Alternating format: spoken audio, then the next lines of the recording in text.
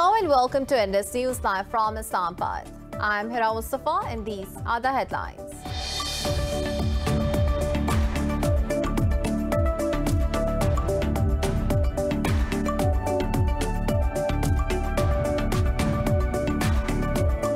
The US and Pakistan have called for a negotiated political settlement and reduction of violence in Afghanistan. Pakistan's National Security Advisor Moeed Yusuf met his American counterpart Jake Sullivan in Washington. In a tweet, Sullivan said they consulted on regional connectivity and other areas of cooperation. Meanwhile, the first flight evacuating more than 200 Afghan interpreters has landed in Washington.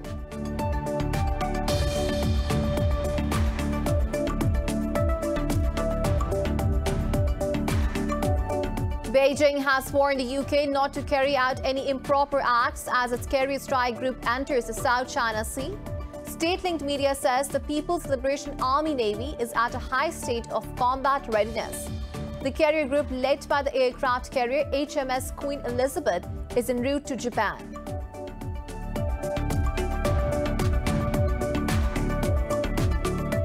In the occupied West Bank, Israeli troops have killed a Palestinian man in clashes that erupted during the funeral of a 12-year-old Palestinian boy shot dead a day earlier. The Palestinian Health Ministry said 20-year-old Shaukat Awad was hit by the Israeli gunfire. It said another 12 protesters were wounded after Israeli troops opened fire.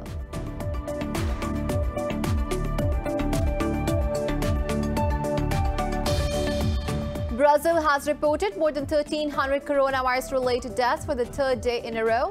The Latin American country also recorded over 42,000 new cases in the past 24 hours.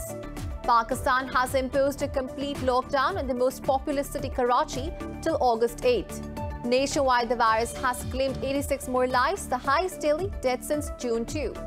Meanwhile, more than 4,500 people tested positive overnight.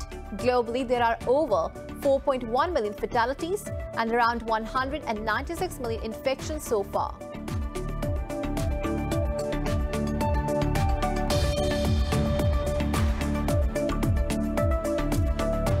On day 7 of the Tokyo Olympics, China leads the standings with 18 gold medals, followed by Japan at 15 and the US with 14.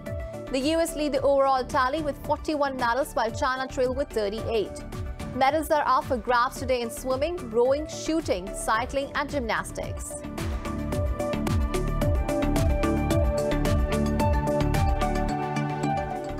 Well, those were the headlines. News in detail coming after the short break. Stay with us.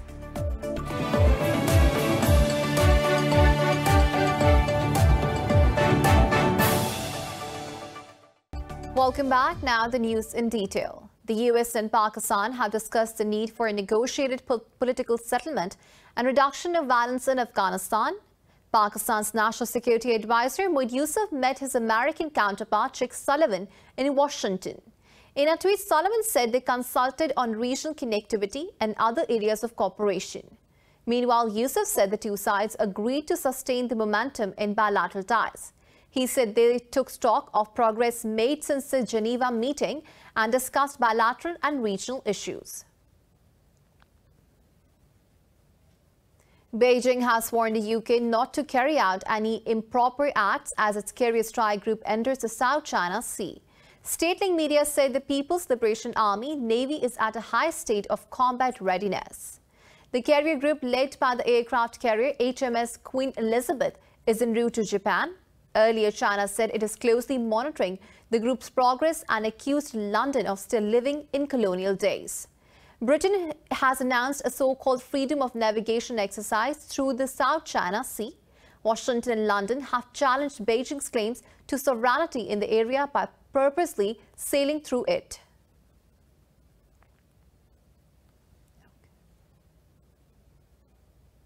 In the occupied West Bank, Israeli troops have killed a Palestinian man in clashes that erupted during the funeral of a 12-year-old boy shot dead a day earlier.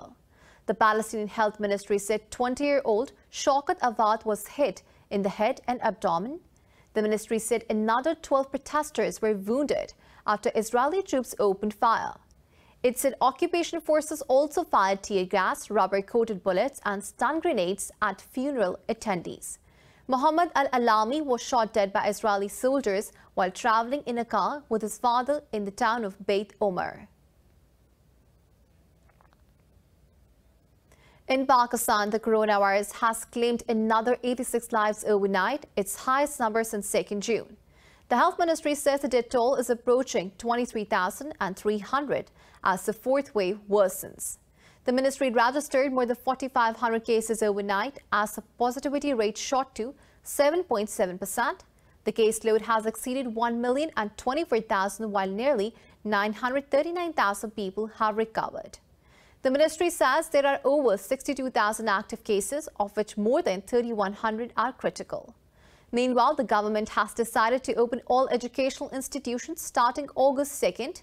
Medics and students have expressed serious reservations and have opposed this decision.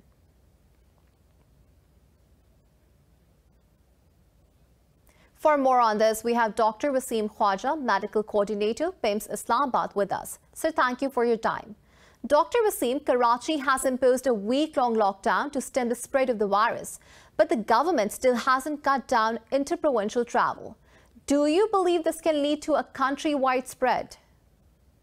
Yes, it's increasing, not in Pakistan, in Islamabad, but also in Karachi and all the country. It is increasing, and the people are requested to follow the SOP. They must go for vaccination also, and also there should be shouldn't be closed schools and colleges because they will be gathering more, and disease can be spread if schools are open or colleges are open.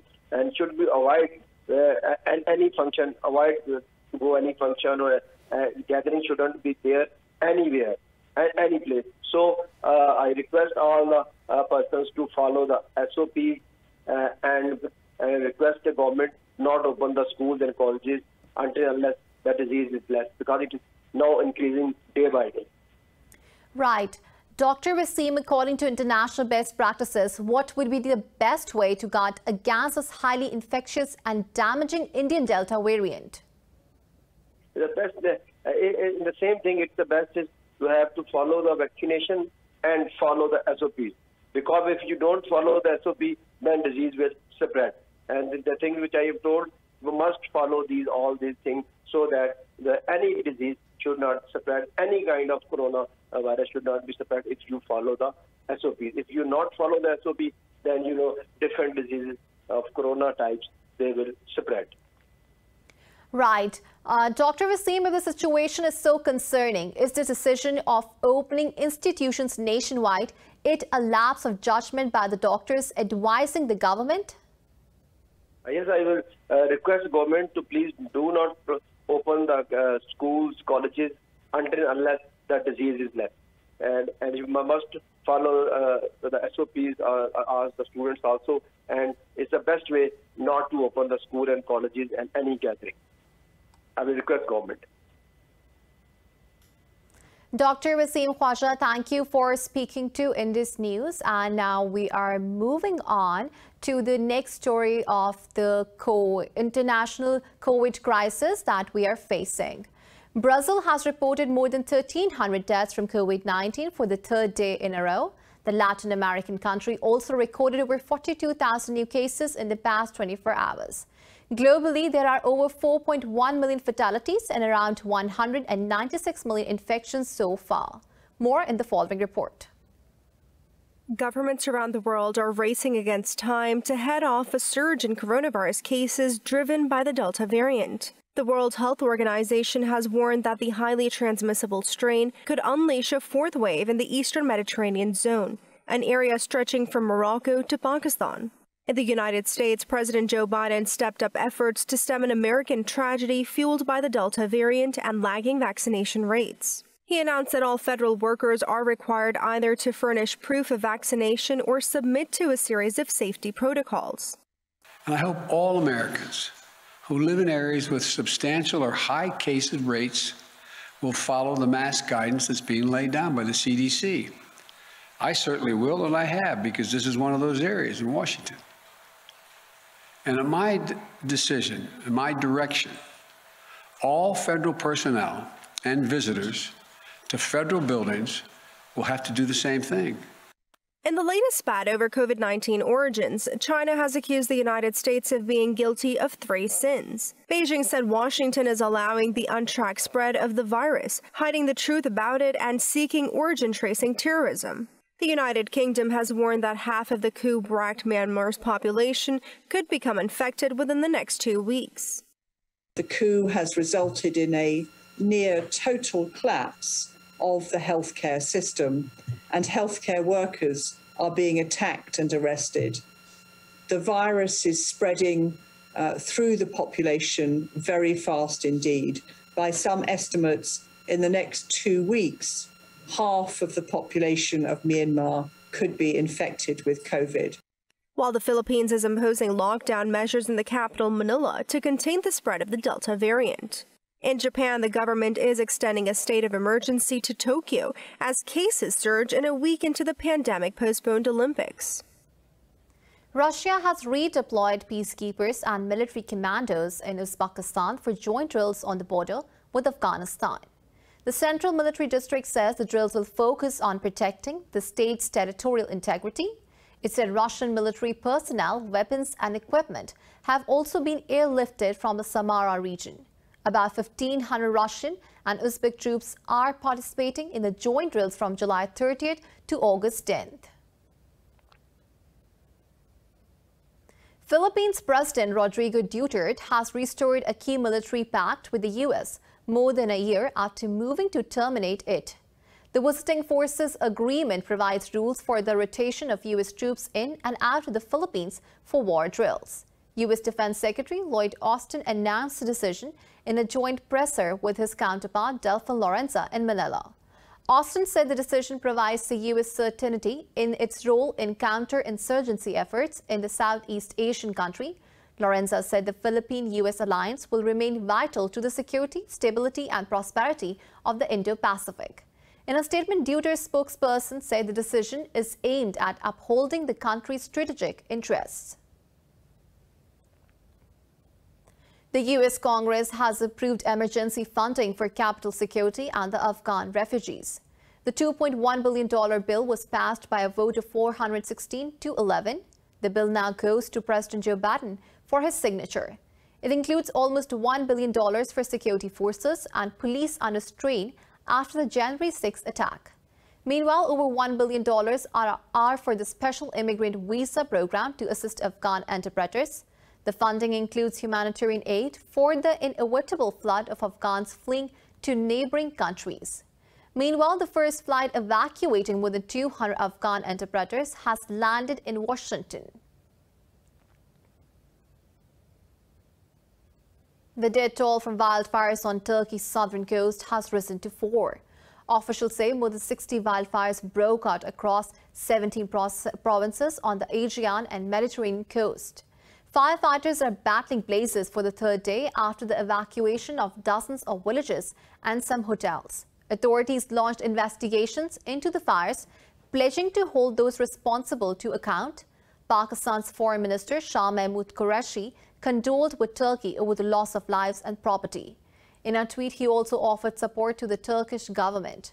Meanwhile, his Turkish counterpart, Mevlut Cavusoglu, lauded Pakistan's invaluable solidarity. In Sudan, authorities have warned of flooding in the Blue Nile following heavy rains. The Irrigation Ministry said the water level on the borders with Ethiopia rose to 550 million cubic meters. In a statement, the ministry said the flooding level stands at 601 million cubic meters. It said within the next 3 days, the rate of water discharge from Ethiopia will be up to 550 million cubic meters. The authorities also announced an emergency in the Meru Dam, around 400 kilometers north of Khartoum.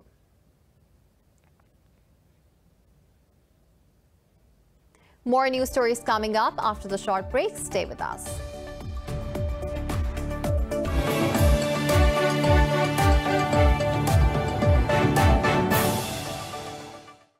Welcome back. In Pakistan, conflicts within the ruling Tehreek-e-Insaf party have resurfaced, jeopardizing Prime Minister Imran Khan's government. A 34-member group loyal to PTI stalwart Jahangir Tareen had threatened to abandon the party earlier this year. The group says decision to continue backing the government will be reviewed in light of recent developments. This comes after Nazir Chauhan, a senior member of Tareen Group, was arrested for speaking against the Prime Minister's advisor. Tensions rose between PTI's top brass and Jahangir Tareen after he was named in a corruption probe. Prime Minister Imran Khan was criticized for compromising on his stance against corruption to mend ties with the group. NASA has postponed the launch of a Boeing Starliner capsule after a mishap at the International Space Station. The station was briefly thrown out of control by jet thrusters accidentally activated on a newly docked Russian module. In a statement, the agency said the launch was delayed because the position of the station was altered. NASA said the loss of attitudinal control of the space station with 7 crew members aboard lasted just over 45 minutes. It said it is yet to be determined that what caused the thrusters of the Nauka module to malfunction. The space agency and Boeing decided to push back the launch date to August 3rd with August 4th as a backup. Meanwhile, the head of Russia's space agency said everything is fine aboard the station now. China's Zhurong rover has started traversing a complex terrain area on Mars, riddled with rocks, impact craters and dunes. China National Space Administration says Zhurong has completed a survey of the second dune and continued moving southward. It said the rover arrived in the complex terrain area earlier this week. As China's first rover to land on another planet, Zhurong is part of Tianwen-1 mission to Mars. It has been working on the Martian surface for 75 Martian days, traveling 708 meters. Tianwen-1 spacecraft consists of the orbiter and the rover as well as a lander, was launched on July 23, 2020.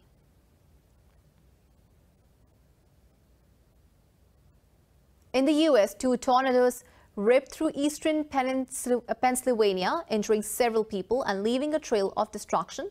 The country is witnessing severe weather causing wildfires, flood, drought and tornadoes. This report has the details. Heat waves, floods, wildfires. It has been a destructive summer so far in the United States, and forecasts for droughts, fires, and hurricanes are looking downright bleak. The warm and humid air has also caused a lot of tornadoes recently, the latest in Pennsylvania.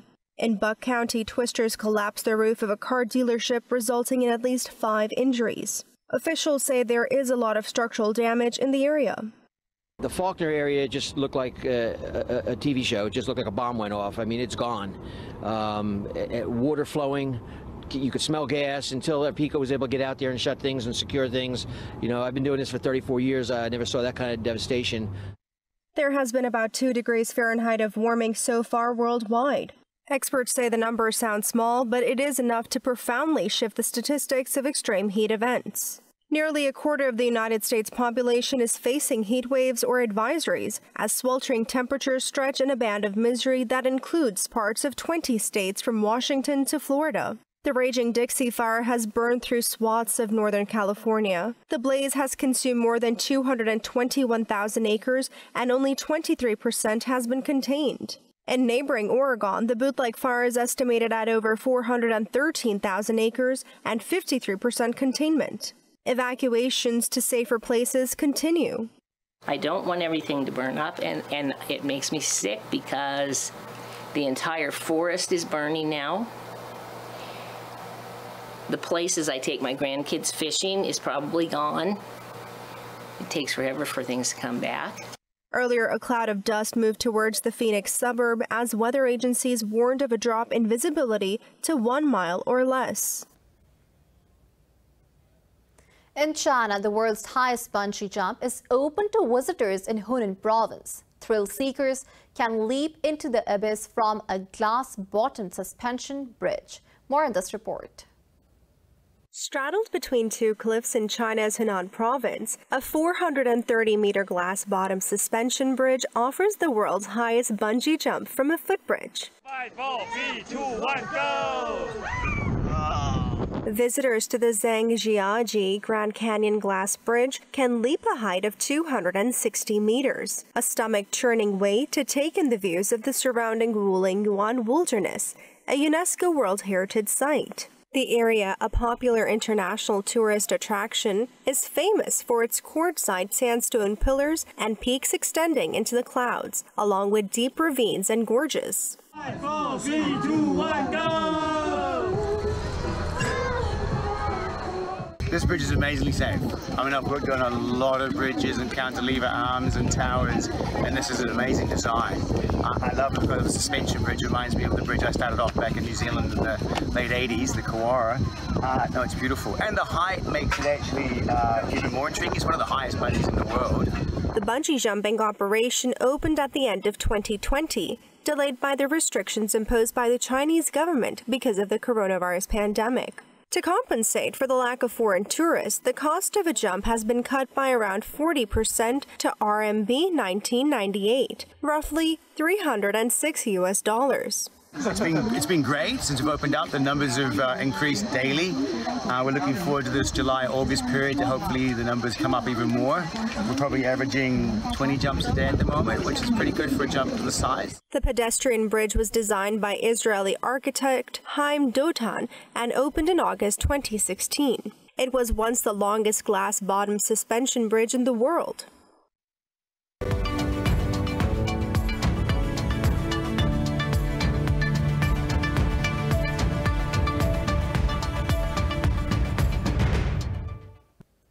The U.S. economy grew at an annual rate of 6.5% in the second quarter.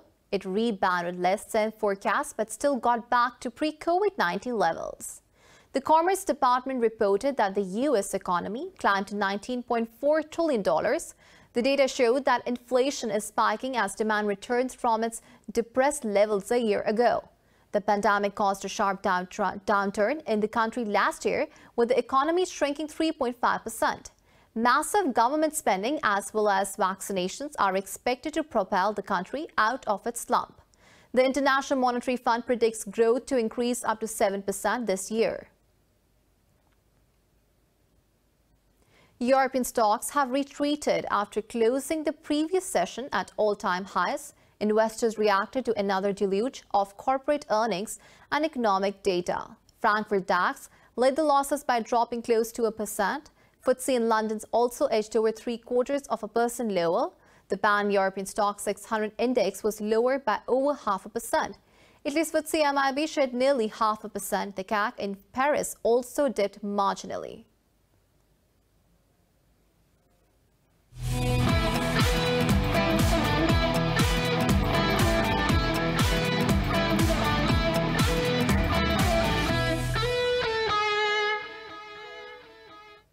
On day 7 of the Tokyo Olympics, China lead the standings with 18 gold medals, followed by Japan at 15 and the US with 14.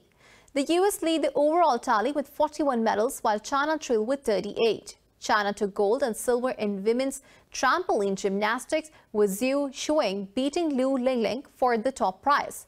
South Korea's An San has won the gold medal in women's individual archery. She is the first archer to win 3 golds at a single game, including team events. 8th-ranked Japan has guaranteed a medal in the men's team fencing event, beating South Korea in the semi-finals.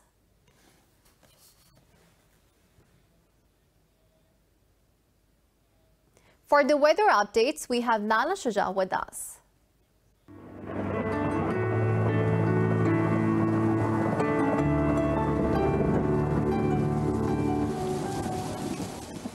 Thank you. We're going to start off with Abu Dhabi, where the weather is expected to be extremely hot, with temperatures rising to 42 degrees Celsius. While in Amsterdam, rainy weather is anticipated with temperatures at 21 degrees Celsius.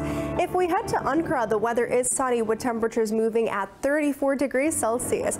Moving down under to Auckland, the temperature is chilly at 17 degrees Celsius with some clouds overhead. Now, if you are traveling to Bangkok, there will be rain in the forecast with temperatures temperatures around 34 degrees Celsius. In Beijing, dark clouds are veiling the sun and the rain is expected with temperatures around 28 degrees Celsius, while Beirut will be experiencing some sunny weather with temperatures at 32 degrees Celsius. Berliners will be experiencing temperatures at 24 degrees Celsius with some clouds making the weather even more pleasant. Now heading to Cairo, the sun will be out with temperatures at 39 degrees Celsius. Down under in Canberra, the temperatures are around 12 degrees Celsius with some sun overhead. In Islamabad, the temperatures are 31 degrees Celsius accompanied by severe thunderstorms, while in Jakarta the temperatures are steady at 34 degrees Celsius with some sunny sky in the forecast. That's all for now. Back to you. Thank you, Nala. That's all for now. For the latest updates, you can follow us on social media at indus.news.